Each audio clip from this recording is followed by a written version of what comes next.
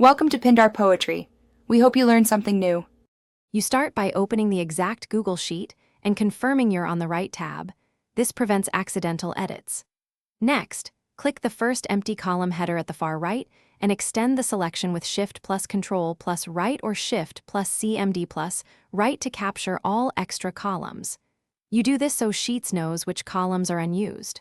Once done, right-click any selected header to reveal deletion options. This first action reduces clutter and speeds up later steps. Now you delete the selected range. Right-click any highlighted column or row header and choose Delete Columns or Delete Rows.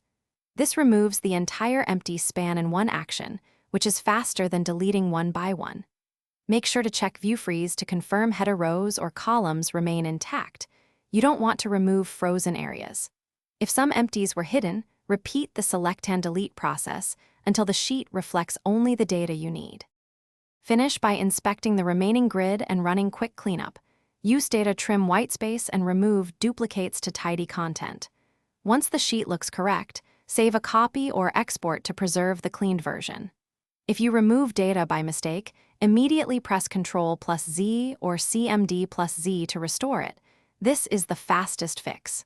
If undo doesn't help, open your version history to recover an earlier state.